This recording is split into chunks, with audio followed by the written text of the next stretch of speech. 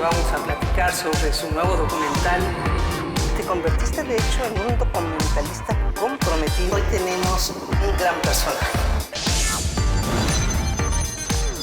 Marta Anaya, la entrevista. ¿Qué tal? Hoy tenemos como invitado a quien para mi gusto es el mejor opositor, el estratega de estrategas en oposición en estos momentos. El senador Dante Delgado, fundador del Partido Naranja, Movimiento Ciudadano, y además líder de la fracción parlamentaria precisamente de su partido, MC, hoy en el Senado de la República. ¿Qué tal, senador? Un gusto saludarlo. Gracias, Marta.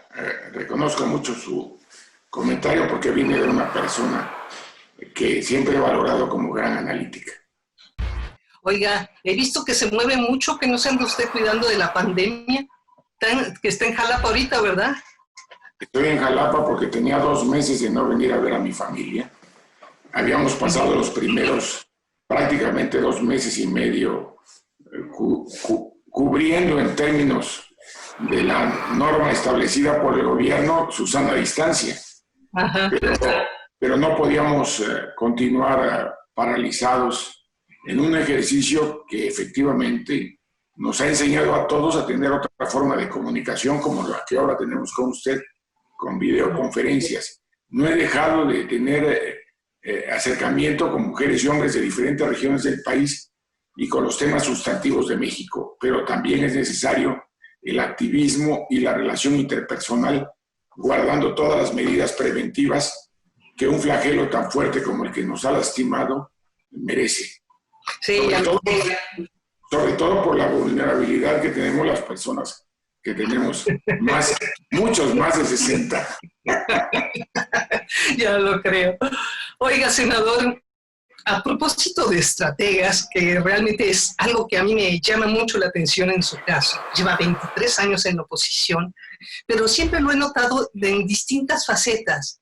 Y me gustaría que nos platicara y nos dijera qué tan complicado es ser opositor hoy frente a Andrés Manuel López Obrador en particular y frente a la 4T y Morena. Bueno, lo que sucede es que nosotros tomamos la decisión de ofertar un nuevo rumbo para la nación cuando era evidente, había muchas claras manifestaciones de que el PRI ya era insostenible. En función de ello era tan grande el dinosaurio que ya estaba muerto, pero tardó muchos años en caer, entre otras razones, porque muchas personalidades en las diferentes regiones de México lo seguían soportando. Es decir, no cayó abruptamente porque se hicieron esfuerzos desesperados por soportar un viejo régimen que ya no daba. Está hablando de los 90s, más o menos, de esa época. Efectivamente, estoy hablando en los primeros 2 años del gobierno del presidente Zedillo. Recuerden ustedes que él mismo dijo que sana distancia, no quería estar cercano al PRI, pero fue el presidente que más cambios hizo en presidentes del PRI. Es decir, era una cuestión contradictoria.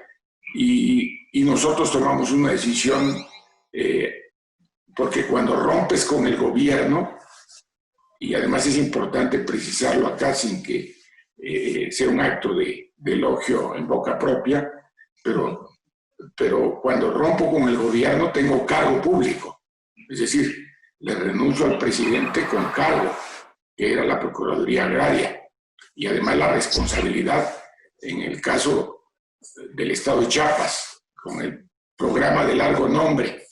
¿Estamos hablando de 93, 94? No, estamos hablando del 95. Ya 95. Y en ese sentido es donde nosotros empezamos a hacer todo un trabajo, porque si rompes con el gobierno, estás rompiendo con el partido.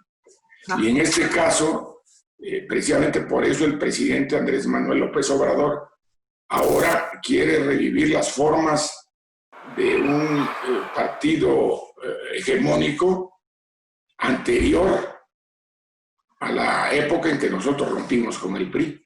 porque era todavía un PRI mucho más concentrado. Y esto lo logró obtener porque a la par de la presidencia de la República, su personalidad arrastró para tener mayoría en la Cámara de Diputados y Cámara de Senadores. Sí, tiene todo el poder del mundo, ahora sí que complicado, pero a ver, usted lo apoyó. Bueno, pero el poder también sirve para no poder. El poder es para poder. De acuerdo, sí. Pero a ver, antes de llegar ahí, usted apoyó a Andrés Manuel en su 2006, 2012, fue uno de sus principales consejeros. Creo que hasta usted le propuso a Morena, ¿no? Bueno, nosotros lo apoyamos para que fuera jefe de gobierno de la Ciudad de México, cuando respaldamos la candidatura presidencial del ingeniero Cárdenas en el 2000. Lo apoyamos como candidato presidencial en el 2006 y en el 2012. Estamos hablando desde Convergencia primero y luego Movimiento Ciudadano. Así es. Incluso Movimiento Ciudadano cambia de nombre cuando se le hace un planteamiento a él para que las cosas fueran diferentes. Porque no puedes procurar tener resultados diferentes haciendo lo mismo. ¿Y cómo es que se convierte de un colaborador tan cercano de Andrés Manuel en su opositor y decide de hecho romper con él? Bueno, en primer lugar, quien rompe con nosotros es él. Porque recuerden que en el 2007 se podía formar hacia el 2008 un nuevo partido. Y yo le propuse que formáramos un nuevo partido para superar las diferencias internas que él tenía en el PRD. Y él en ese momento nos dijo que no, porque sería dividir al PRD. Y yo le dije, no, vamos a tener en lugar de 3 partidos, 4, y tú vas a ser el líder de todo el movimiento. Y creo que si lo hacemos con inteligencia, vamos a poder construir un proyecto para ganar en el 2012 la presidencia de la República. Y finalmente él se sostuvo en lo que él creía, no se formó el partido, y antes de las elecciones del 2009 le propuse nuevamente al PT y a él que integráramos un ejercicio diferente, es decir, la posibilidad de que se fusionaran 2 partidos, el PT y Movimiento Ciudadano, y creáramos uno nuevo. Y también a eso se le tuvo temor. Entonces, pues la política es de jugar riesgos. Y cuando finalmente, después del resultado del 2012, que se dio así, entre otras razones porque también incumplió decisiones que debió haberse tomado,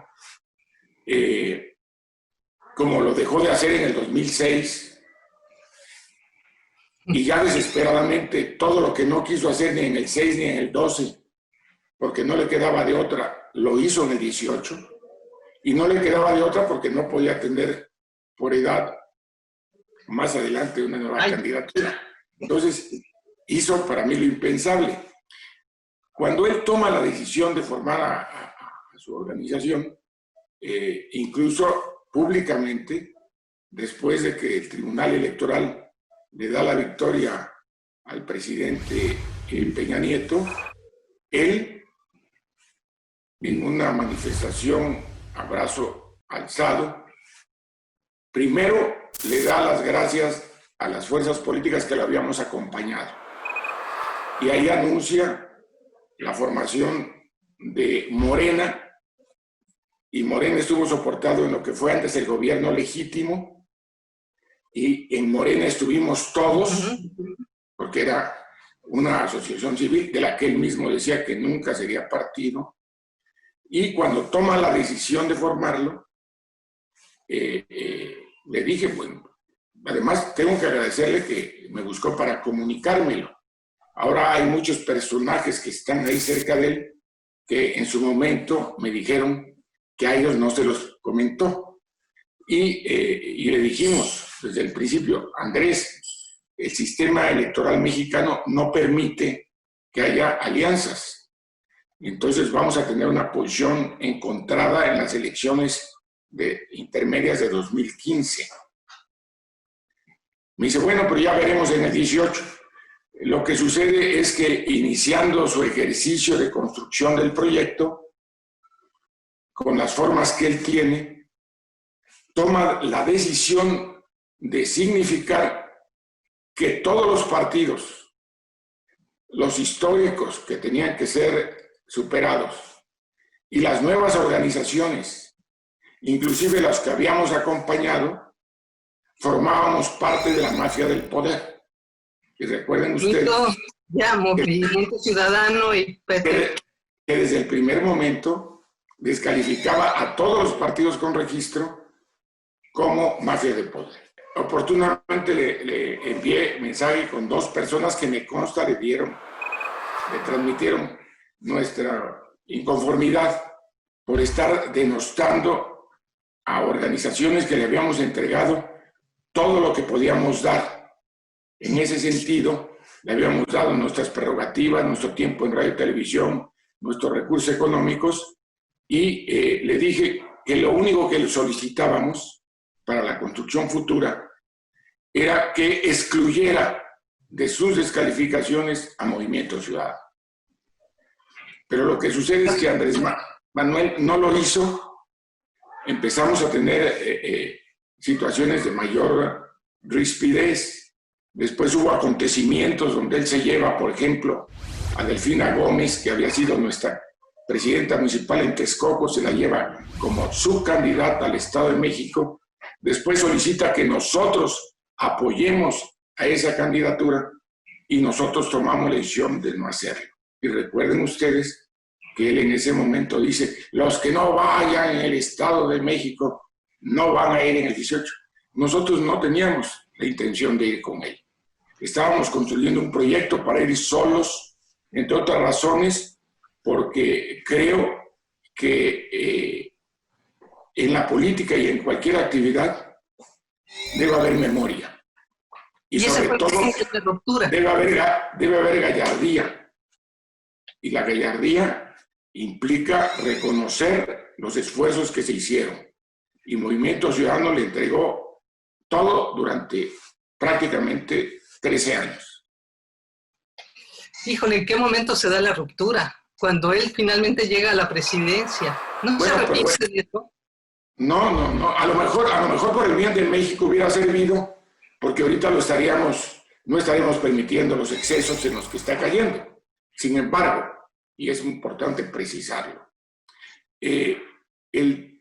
lo que sucedió en México es producto del hartazgo que tenía y tiene la sociedad por las formas inadecuadas de gobierno que se fueron pervirtiendo cada vez más, y esto no podía permitirse. Había llegado una generación de cleptócratas al gobierno y esos ejemplos pues, los rechazaba la sociedad.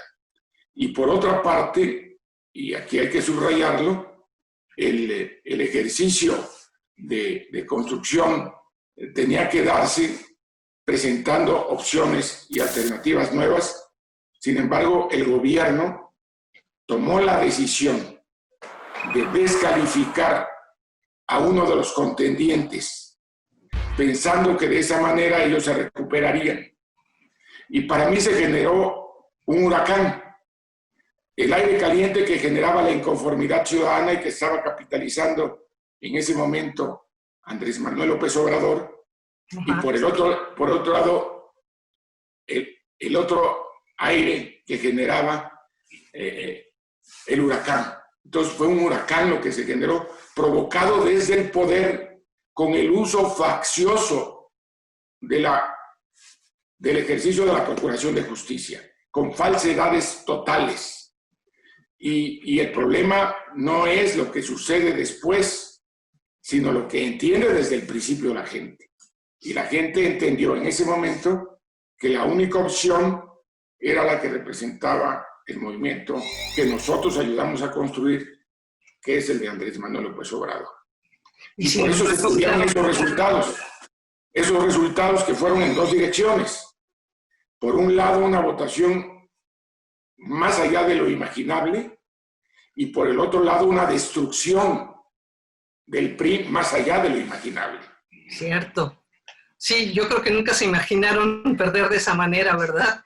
Impresionante. Pero ellos lo provocaron, y lo provocaron por circunstancias, fueron abandonando al Partido Revolucionario Institucional y sobre todo fueron agraviando a los propios cuadros al interior de esa organización. Por eso muchos emigraron al movimiento que estaba en ciernes en ese momento. ¿Y por qué digo que estaba en ciernes? Porque si recordamos las elecciones del 2015, Movimiento Ciudadano sacó 6.1% del resultado nacional y Morena sacó el 8.3%, es decir, sacó 2.2% más que nosotros. Andrés, con todo y que le pasaba el brazo a sus candidatos para que vean que los quería mucho, no avanzaba en la percepción de la ciudadanía. Y sin embargo, en el ejercicio del 18 se genera todo un movimiento que tuvo consecuencias. Sí. Y muchos no advirtieron que no nada más estaban construyendo una figura presidencial, sino que también estaban dando paso a la reconstrucción de un régimen hegemónico con mayoría en la Cámara de Senadores y Cámara de Diputados. Y eso es lo que tenemos hoy. Ese bloque de contención, ¿qué tan bien puede funcionar y qué tanta capacidad tiene para confrontar a Andrés Manuel y su gobierno? Bueno, el bloque de contención ha tenido éxito en función de que sirve, su utilidad en el Senado es doble. Ajá. Por un lado, los 8 senadores que tiene Movimiento Ciudadano, si van con el gobierno, hacen posible que haya reformas constitucionales. Si no van con el partido del gobierno y sus aliados, logramos tener el número de firmas suficientes para presentar acciones de inconstitucionalidad. Es decir, evitar el abuso de poder, evitar legislar a modo. Y en ese sentido, hemos tenido un ejercicio exitoso, que se vio quebrantado por los acuerdos cupulares que extra Senado se ha querido tener con el PRI, por eso hablé de primor. Y la evidencia más clara fue que rompieron el acuerdo que habíamos prefigurado antes entre el bloque de contención del Senado y la oposición en la Cámara de Diputados, y por un voto, en este caso por 2 votos, porque la diferencia en la comisión permanente es un voto, el PRI de la Cámara de Diputados le dio un periodo extraordinario para sacar una ley a todas luces inconstitucional, como es la ley de adquisiciones, que, como oportunamente lo dijimos, tendremos que presentar la acción de inconstitucionalidad ante la Suprema Corte de Justicia de la Nación para que en términos de la Constitución se resuelvan nuestras controversias. Ya, las decisiones que está tomando el dirigente nacional del PRI, Alito, ¿usted cree que vayan realmente a distorsionar toda esa contención que ustedes habían logrado de ahora en adelante allí en el Senado y en la Cámara, que rompa con la oposición? Que esa es de hecho su labor o su intención. Bueno, vamos a esperar, la política no es va siendo. Sin embargo, tenemos que ir analizando las circunstancias del país. Y en ese sentido es como tendremos que actuar. Nosotros estamos resueltos a acreditar que el Movimiento Ciudadano siempre estará abanderando las mejores causas de la sociedad y trabajando para que haya una verdadera reactivación económica, un estado de bienestar, pero también la definición de políticas públicas que le den certeza a los emprendedores de México, porque el empleo lo generan los emprendedores de México. Ya. Vienen 2 temas importantes, por lo menos para el gobierno ahora en el Congreso, que es el desafuero y el juicio a los expresidentes. ¿Cuál va a ser su posición, Senado, de MC? Bueno, En relación al desafuero, nuevamente, como le gusta a Andrés Manuel, está haciendo una figura para que el pueblo entienda una cosa, aunque sea otra. Por ejemplo, él dice que se quita el fuero, cuando la verdad no se lo quita, pero además, en términos de la iniciativa, los que lo tendrían que juzgar sería el Senado, y el Senado tiene mayoría ellos. Entonces, se quita y no se quita. Y por el otro lado, con el abuso de poder que está demostrando en este momento, quiere que los diputados y senadores nos quitemos el fuero para que así, con el abuso de poder que evidencia todos los días, seamos nosotros ingenuos en decir, como el presidente ya se quitó el fuero, ahora se lo vamos a quitar a los senadores y diputados. La posición de Movimiento Ciudadano debe ser la más sensata. Que no se quite el presidente el fuero que no se va a quitar, y que no se quiten ni los diputados ni los senadores el fuero que por ingenuidad política sí se lo quitarían. Y se lo digo de verdad. No me quiero imaginar que tengamos que levantar la voz y podamos reconstruir la figura de don Belisario Domínguez frente a un gobierno autócrata. Eso no lo podemos permitir y no debemos de dar los pasos para que eso suceda en este país. Por eso tenemos que ir adelante y por eso tenemos que ser un bloque de contención, porque Andrés, lamentablemente, no ha querido ejercer su función de jefe de Estado. Sigue en una actitud que a él le agrada más de la plaza pública y de la arenga. Es decir, él destina más tiempo a la confrontación que a la construcción. Destina más tiempo y más horas en viajar que en sentarse en su escritorio con quienes va a construir la orientación y el rumbo de un proyecto que tiene que sacar a México adelante. De acuerdo. Y sobre el juicio a los expresidentes, senador, ¿qué piensa? Pues es la misma. Él, cuando rindió la protesta, protestó guardar y hacer guardar la Constitución, y en un ejercicio en el que, desde luego, y además lo quiero subrayar para evitar que le den una mala interpretación a mis palabras, si hay responsabilidades contra expresidentes o contra cualquier servidor público, que las presenten. De otra suerte, estar jugando con figuras que no existen, que además violan el marco legal. ¿Por qué? Porque la Constitución establece el debido proceso, la presunción de inocencia, la realización de juicios, y confiere a la hoy Fiscalía General de la República y al Poder Judicial de la Federación su intervención regulada por la Constitución.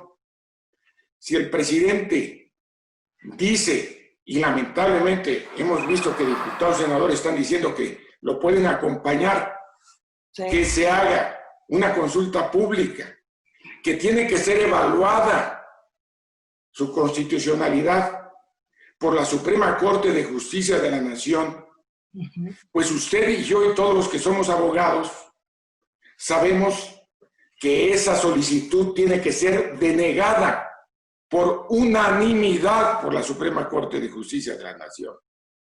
Como en su momento fue denegada la actitud arbitraria que se hizo al ampliar el periodo en Baja California. No es que seamos genios del derecho, es que hay principios esenciales que quienes imparten justicia no pueden violentar. Entonces, la pregunta que le haríamos a través de usted al presidente de la República: ¿cuál es su intención real de querer poner en la picota pública la decisión que en su momento de prosperar sus amagues tendría que adoptar la Suprema Corte de Justicia de la Nación? Descalificarla también Senador, se nos está acabando el tiempo, me alcanza nada más para una última pregunta y se la voy a hacer sobre su propia gente del partido de Movimiento Ciudadano.